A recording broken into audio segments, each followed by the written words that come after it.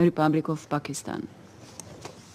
Thank you very much, Madam President. Pakistan congratulates Slovenia for convening the Security Council to discuss leadership for peace. Proliferating wars in the Middle East, Europe and elsewhere, great power tensions and growing poverty are threatening the foundations of the world order. Last Sunday, we approved the Pact for the Future. We must give life to our commitments, else the future will be bleak and dangerous. First, we must compel Israel to halt its genocidal war in Gaza and prevent its attempt to provoke a wider conflict in the Middle East. Bombing in Beirut is most condemnable. It is time to apply sanctions against Israel, including an arms and trade embargo.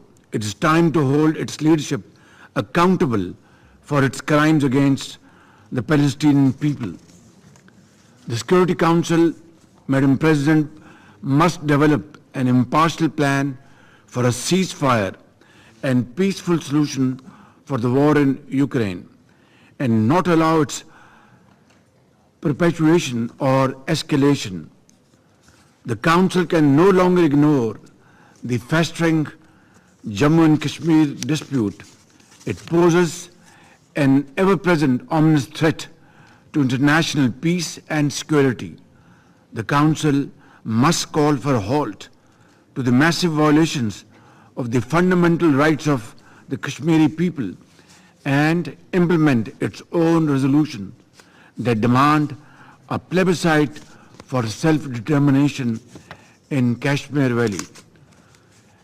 The Council should effectively address the resurgence of the threat of terrorism from Afghanistan, especially from Daesh, ISIL-K, and the Fitna al-Khawarij.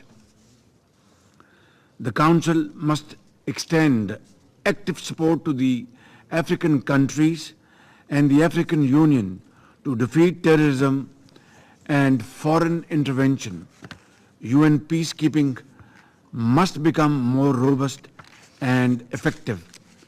The Council should initiate confidence-building measures to prevent a war between the major powers and ease the rising tension, especially in the Asia-Pacific region. Healthy competition between governments is very healthy and good, but must not take the shape of ugly confrontation. The Council must declare zero tolerance for the illegal use of force and revive global efforts to halt and reverse the new arms race in nuclear and conventional weapons.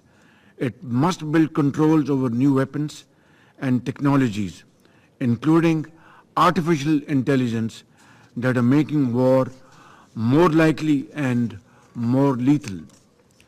Madam President, in cooperation with other member states, Pakistan shall pursue these objectives in the Security Council when it assumes its seat in the Council next year. I thank you.